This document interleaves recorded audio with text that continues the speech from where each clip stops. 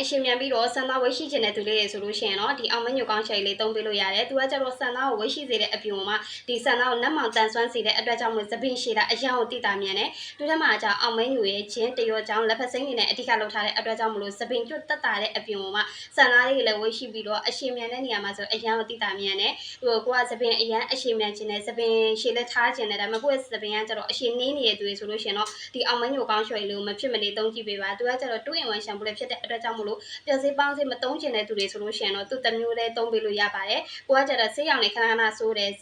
ဆန္ဒရည်လည်းအရန်ပျက်စီးနေတယ်ဆန္ဒရည်ပြက်ကြရတဲ့ဒီမှာလည်းပါနေတယ်ပြီးကျတော့ဆန္ဒရည်လည်းမွဲချောက်ပြီးတော့အယောင်မွဲချောက်ကြီးဖြစ်နေရဆိုလို့ရှိရင်တော့ဒီဘာလေးကနေပဲထုတ်တဲ့ဒီပေါင်းစေးလေးနဲ့ပေါ့နော်တွဲပြီးတော့သုံးပေးလို့ရပါတယ်ဒီပေါင်းစေးလေးကလည်းအရန်သုံးလို့ကောင်းတယ်ပေါ့နော်သူကကျတော့လေဆန္ဒကိုငကိုကထပ်ပိုးပြီးဝိတ်ရှိချင်တဲ့သူတွေပြီးကျဆန္ဒအယောင်ဆူဆူအီအီလေးဖြစ်ချင်တဲ့သူတွေပြီးကျတော့သူကဆန္ဒကိုလည်းဒီဝဝစင်စင်လေးလည်းဖြစ်စေတဲ့အတွက်ကြောင့်မလို့ကိုကဒီနှစ်မျိုးလေးတွဲပြီးတော့သုံးမယ်ဆိုလို့ရှိရင်သပင်အယောင်ဆိုးတဲ့သူတွေဆန္ဒအရန်ပျက်စီးနေတဲ့သူတွေဆိုလို့ရှိရင်တော့ဒီလိုနှစ်မျိုးလေးတွဲသုံးတာကကျတော့ပို့ပြီးတော့အဆင်ပြေတယ်ကိုယ်ဆန္ဒပေါ်မှာမူတည်ပြီးတော့ဒီခေါင်းရွှေတစ်မျိုးလေးသုံးလို့လည်းရတယ်ကိုယ်ဆန္ဒအရန်ပျက်စီးနေတဲ့ဆန္ဒမွဲချောင်းနေတဲ့ဆန္ဒတွေဖွာချောက်ပြီးဆန္ဒတွေအရန်ပျက်စီးနေတယ်ဆိုလို့ရှိရင်တော့ဒီပေါင်းစည်းလေးနဲ့နှစ်မျိုးတွဲပြီးတော့သုံးပြီးလို့ရပါတယ်လိုချင်တယ်ဆိုရင်တော့ TikTok CP ဒါမှမဟုတ်ဒီဖုန်းနံပါတ်လေးမှာဆက်သွယ်ပြီးတော့မှာလို့ရပါတယ်